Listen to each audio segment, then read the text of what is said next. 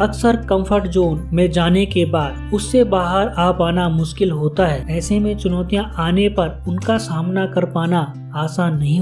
एक बार गिद्धों का झुंड उड़ता उड़ता एक टापू पर जा पहुंचा। वह टापू समुद्र के बीचों बीच स्थित था। वहाँ ढेर सारी मछलियाँ, मेंढक और समुद्री जीव थे। इस प्रकार गिद्धों को वहाँ खाने पीने की कोई कमी नहीं थी। सबसे बड़ी बात ये थी कि वहाँ गिद्धों का शिकार करने वाला कोई जंगली जानवर नहीं था। गिद्ध वहाँ बहुत खुश थे। इतना आराम का जीवन उन्होंने पहले देखा नहीं। उस झुंड में अधिकांश गिद्ध युवा थे। वे सोचने लगे कि अब जीवन भर इसी टापू पर रहना है, यहाँ से कहीं नहीं जाना, क्योंकि इतना आरामदायक जीवन कहीं नहीं मिलेगा। लेकिन उन सबके बीच एक बूढ़ा गिद्ध भी था। वह सब युवा गिद्धों को देखता तो चिंता में पड़ जाता। वह सोचता कि यहाँ के आरामदायक जीवन का इन गिद्धों पर क्या प्रभाव पड़ेगा। क्या ये वास्तविक जीवन का अर्थ समझ पाएंगे? यहाँ इनके सामने किसी प्रकार की चुनौती नहीं है। ऐसे में जब कभी मुसीबत इनके सामने आई तो ये कैसे उसका मुकाबला करेंगे?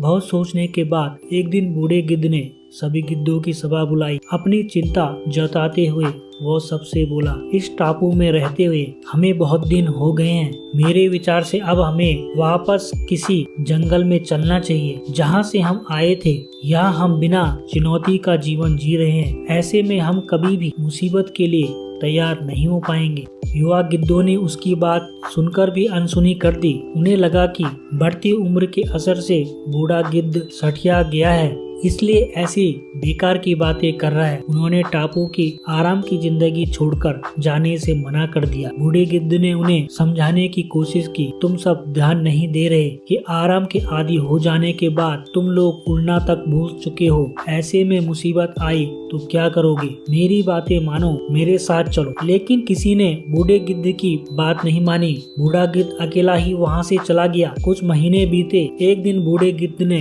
टापू पर गए गिद्धों की खोज खबर लेने की सोची और उड़ता उड़ता उस टापू पर पहुंचा। टापू पर जाकर उसने देखा कि वहां का नजारा बदल चुका था। जहां देखो वहीं गिद्धों की लाशें पड़ी थी। कई गिद्ध लहूलुहान और घायल पड़े थे। हैरान बूढ़े गिद्ध ने एक घायल गिद्ध से पूछा, ये क्या हो गया? तुम लोगों की ये हालत कैसे हुई? घायल गिद्ध ने बताया, आपके जाने के बाद हम इस टापू पर बड़े मजे की जिंदगी जी रहे थे, लेकिन एक दिन एक जहाज यहाँ आया। उस जहाज ने यहाँ चीते छोड़ दिए। शुरू में तो उन चीतों ने हमें कुछ नहीं किया, लेकिन कुछ दिनों बाद जब उन्हें आभास हुआ कि हम उड़ना भूल चुके हैं, हमारे पंजे और नाखून इतने कमजोर पड़ गए हैं कि हम तो किसी पर हमला भी नहीं कर सकते और न ही अपना बचाव कर सकते, तो उन्होंने हमें एक एक कर मारकर खाना शुरू कर दिया। उनके ही कारण हमारा ये हाल है। शायद आपकी बात न मानने का ये फल हमें मिला है। तो